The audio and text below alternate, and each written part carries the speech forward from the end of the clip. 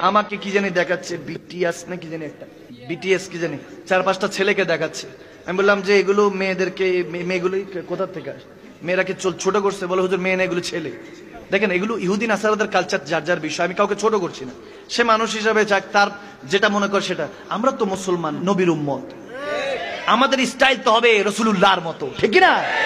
ব্যক্তিত্ব আসবে দাড়ি রাখলে, ব্যক্তিত্ব আসবে সুন্দর করে সুন্নতি চুল রাখলে, ব্যক্তিত্ব আসবে সুন্নতি পোশাক রাখলে। দেখবেন প্যান্ট শার্ট পরে যান, হাত কেউ সালামও দিবে না, কিন্তু যখন পাঞ্জাবি পরে হাঁটা দিবেন, টুপিটা মাথা থাকবে, সালাম 2-4 জন হলো দিবে, ঠিক না? সুন্নত আঁকড়ে ধরেন, ব্যক্তিত্ব আসবে। আর পার্সোনালিটি রাখো যুবক, তখন দেখবা মেয়েরা এমনি ক্রাশ খায়।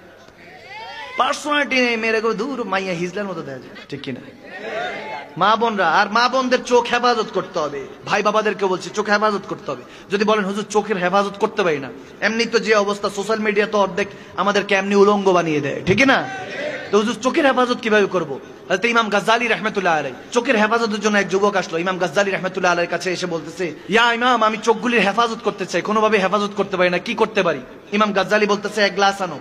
একটা গ্লাস আনো। গ্লাস আছে? প্র্যাকটিক্যাল দেখা দিতাম। আচ্ছা ঠিক আছে, মনে করেন এটা একটা গ্লাস। তো ইমাম গাজ্জালী রাহমাতুল্লাহ আলাইহি বললেন যে এই গ্লাসের মধ্যে পানি ঢালা হলো। আমার কথা বোঝা যাচ্ছে? বলে পানি ঢালো। আবার হাদিসে এসেছে দুধকে ঢাললেন, একদম টইটুম্বুর করে ওই গ্লাসের মধ্যে, টইটুম্বুর করে মনে করেন দুধ না হলো, একদম গ্লাস পুরোটা দুধ না হলো, ওই যুবককে দিয়ে দিলেন ইমাম গাজ্জালী। বলতেছে, এটা নিয়ে 1 ফোঁটা যদি দুধ পড়ে, তাহলে তোমার সাথে একটা লোক দিয়ে দিলাম, ডান্ডা দিলাম, মায়েরা ঠান্ডা করবে। বোঝা যাচ্ছে কথা? বলে এটা নিয়ে বাজারে যাও, 1 ফোঁটা যাতে দুধ না পড়ে, এটাকে নিয়ে বাজারে যাও, বাজার থেকে আসবা, একটা লোক দিয়ে দিলাম, হাতে লাঠি দিলাম, যদি দুধ পড়ে তাহলে কিন্তু ডান্ডা মেরে ঠান্ডা করবে।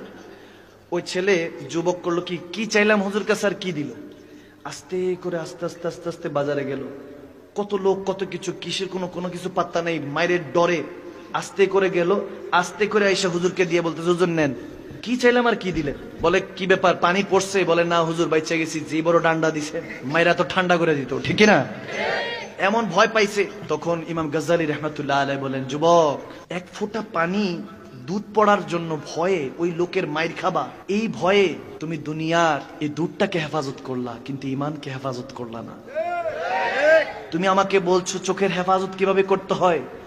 দুধটাকে তুমি নিলা আর আসলা, কারণ দুধের দিকে তোমার নজর ছিল, তেমনি ভাবে ইমানের দিকে নজর রাখতে হবে, ঠিক না যুবক? তুমি ইমানের দিকে নজর করবা, যেমনি ভাবে দুধ হেফাজত ছিল, তেমনি ভাবে তোমার আমল হেফাজত করবেন কে? ইমান হেফাজত করবেন কে? কবর হাসর আসান হয়ে যাবে, জান্নাতটা দান করবেন কে? আল্লাহু আকবার। সহজ না কঠিন? ইসলাম সহজ না কঠিন?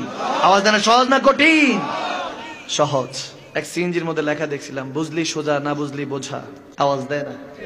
বুঝলেই সোজা, না বুঝলেই বোঝা। ইটস আপ টু ইউ, এটা আপনার উপর। আমি যত রকমই কথা বলি, হেদায়েত আসবে না, ইমান কামেল হবে না যদি অন্তরটা পরিবর্তন না করেন। You have to change yourself. আপনাকে নিজেকে নিজে পরিবর্তন করতে হবে, অন্য কেউ পরিবর্তন করবে